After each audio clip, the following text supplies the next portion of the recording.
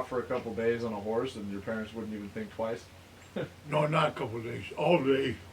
I went always home at night. Okay. And so you would just take off for like 15 miles, 20 miles in one direction, and then... My cousin Bob and I rode horses everywhere. In fact, when I got to be teenagers, like 14 or 15, we were breaking horses. Really? We had an old Hungarian man who lived about 2 miles up the road from me. And he had 1,000 acres or so, and I think he had 75 or 80 wild horses. He never doctored them, he never bred them, he never did anything, they just ran wild. And when a country kid wanted to, he would let him take a horse, unbroken, and ride it all summer and then give it back to him. Then he would have a broken horse to sell. Otherwise, So you'd be rocking around the horse trying to get rid of you the whole time while you're... Well, but you got to ride him for free. at first, when you first rode him, we didn't do rodeo style. We tied him down. We put him in a squeeze chute and put the saddle and bridle, hackamore on him, and then got between two other kids so that he couldn't bolt, couldn't buck and couldn't bolt. And we led him and rode him all day until he was so tired he was gentle. And then you had to make them bridle wise after that. Teach them to steer. That's a little racket that Hungarian guy had, Yeah, here, break my horses. You can borrow it for a couple months, and then I got a broken horse. Teenage kids love to go in and get a free horse for the summer. We had our own today, horses, and but you'd have a team of lawyers Right. figuring out the details. Yeah. I decided I wanted a spirited horse, so I got an untouched, never been touched by human hands before. We rounded them all up, and I picked out this little 4-year-old stud horse that never been cut. And I said, I want something frisky. Uncut horses. Stud horse is usually a lot more frisky. So we put him in a squeeze chute and put a saddle on him and a bridle. And then my cousin Bob was riding one. His horse holding his head. Yeah.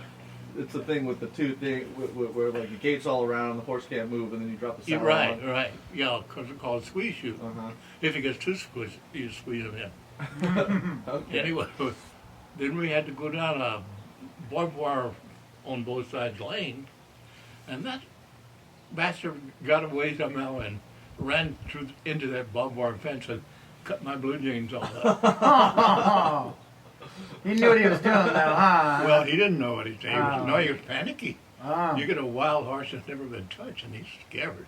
Right, yeah. Would they back then? Would they just find horses that are wild and then tame them, or did they still bred them? And They still bred them. Okay. And this old Hungarian didn't. He didn't know what to do with them except peddle them, and he couldn't peddle a $10 horse. He had to. After they were broke, you could get $30 for them. Wow. So he depended on high school kids to come and check out his horses, ride them all summer and turn them back in. Anyway, I got this 4-year-old stud, and after I got him broke and trained pretty well, bridle-wise, he got to be a pretty good horse. And my cousin Bob and I would be riding along, and my horse would get stiff-legged. You start whinnying, and we said, oh, there's a mare and he's somewhere around here. He could smell him a mile off. So we would go, and back in those days in the summertime, we had these cedar posts that you drive into the ground. Well, when the land dries in the summer, those posts, they get loose in the holes. You can just jiggle them in the holes. They're still standing there with tight wire. So we would pull up like 3 fence posts to lay the fence down, ride the horses over and put the fence back up, and you couldn't tell. So you did that on other people's land, you just go and... When we found a mare in heat, we would go in wherever she was and breed her, and then leave. Nobody would ever know we were there. We were just irresponsible kids. Why didn't you see them in her sex act, Just Giving your horse a one night stand. That'll make it very loyal. So that's how you broke him.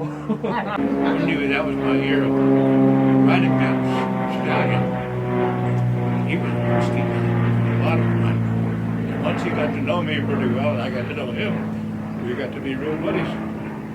Especially when he gave him a mirror. You know? Yeah. He's like, I like that guy. That guy hooks it up. You know? He probably was excited to see you again next summer. Yeah.